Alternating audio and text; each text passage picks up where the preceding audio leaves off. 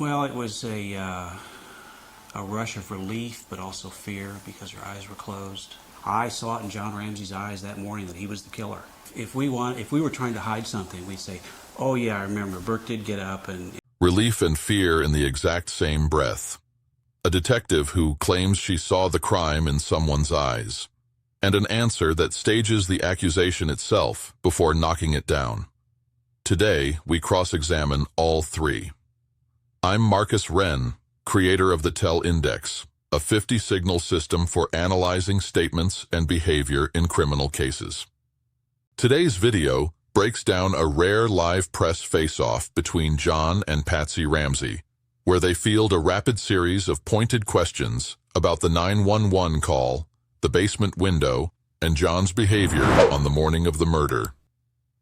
Subscribe if you want more analysis like this. I heard that. I don't know where that came from. Our mailbox is not outside. There's a slot in the door. There was a pile of envelopes at the foot of the door inside the house. I was desperately looking for another communication from the kidnapper. Phone, mail, I didn't know how it was going to come. I went through those envelopes to see if there was anything else from the kidnapper. We'd just gotten a letter, a 3-page ransom note on the back stairs. I was hopeful that there was another communication. My question is, why didn't the police do that?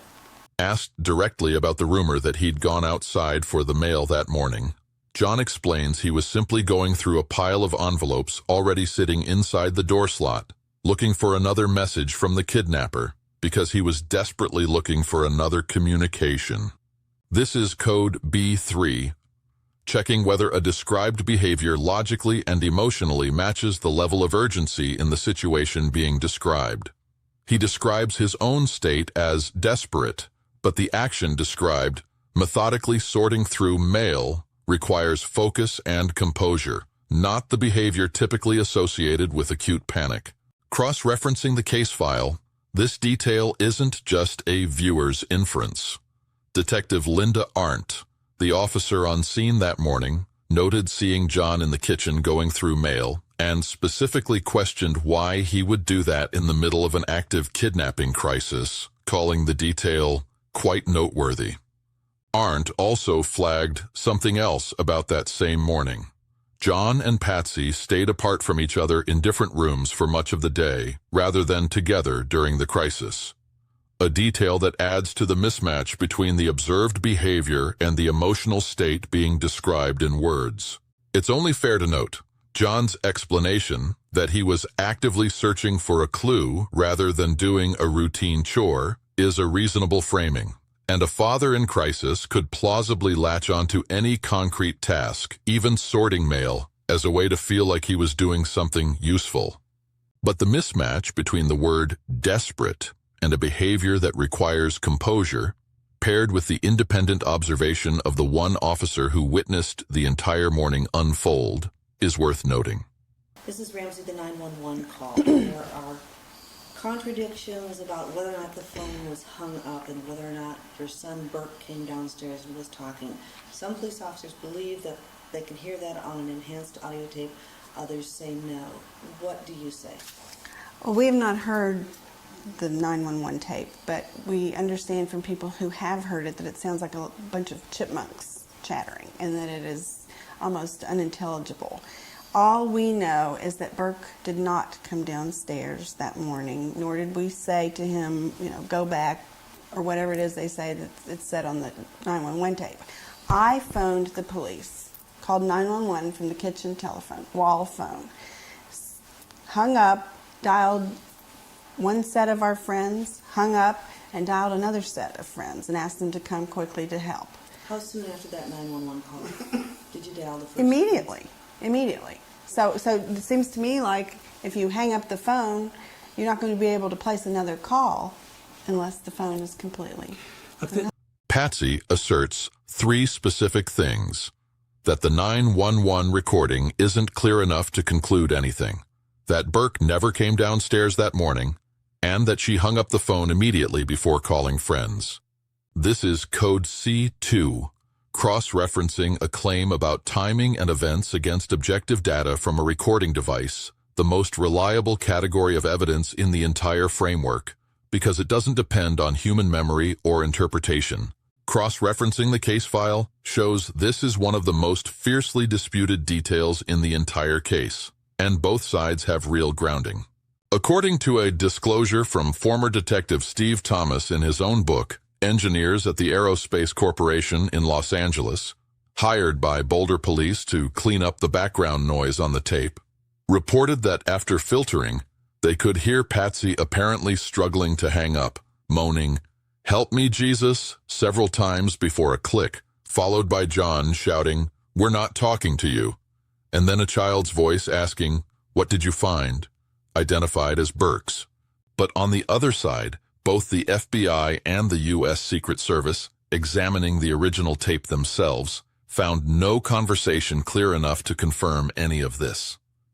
When NBC News later hired two separate independent audio labs, ours, Legal Audio and Team Audio, both concluded there wasn't enough there to support any definitive claim. The aerospace findings themselves were never officially released by Boulder police. They became known only through a leak to a local paper and through Thomas's book. In other words, Patsy's claim that the tape isn't clear isn't definitively disproven. It's one of two opposing conclusions from two different groups of audio experts, and neither has been officially confirmed as correct to this day. Within this same clip, John himself offers a notably sarcastic hypothetical to deny the accusation. He play-acts the part of someone hiding something, saying, "Yeah, I remember Burke did get up and I told him to go back to bed. Next question," before flatly stating that didn't happen. This is a rhetorically notable way to deny something, voicing the accused content yourself in hypothetical form before knocking it down, though on its own, this doesn't support any conclusion beyond the scope of the code being analyzed here. The police detective told you to search the house. Tell us about that, please.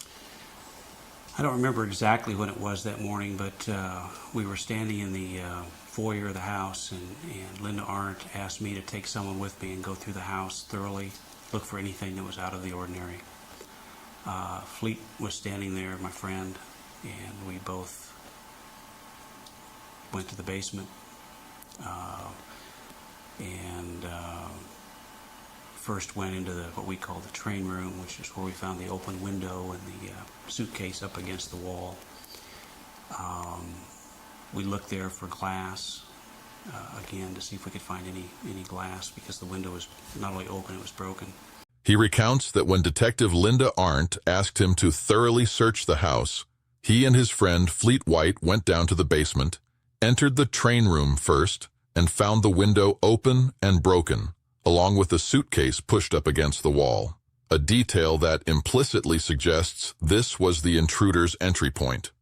This is code C4, directly cross-referencing a description of the scene against objectively documented physical evidence, one of the most reliable signal categories because physical evidence doesn't depend on how someone chooses to tell the story.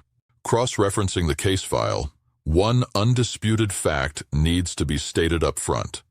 That exact window pane had already been broken by John himself months earlier when he was locked out of the house and used it to climb in.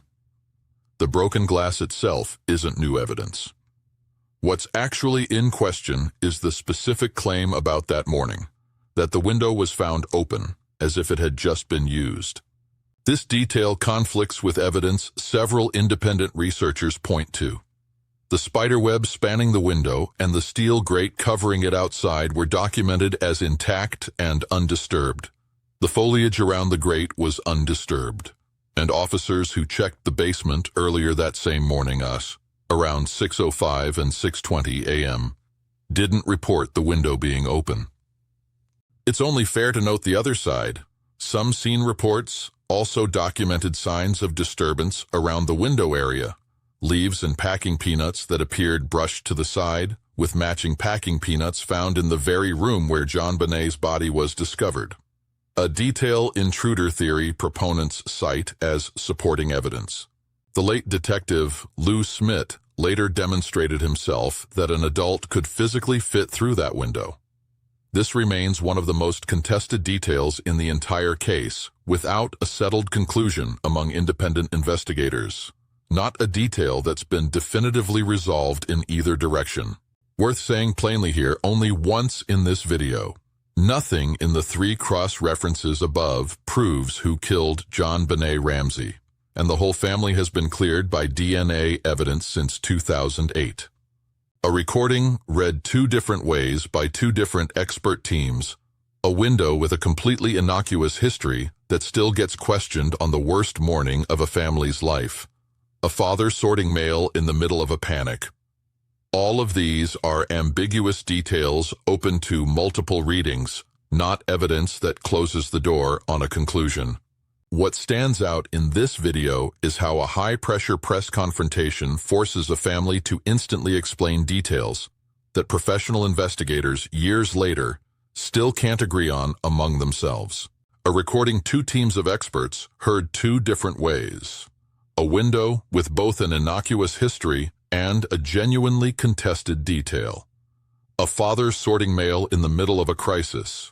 Where do you think the line is between a family struggling to explain small details under press pressure and a story being adjusted piece by piece? Leave a comment below. I read all of them.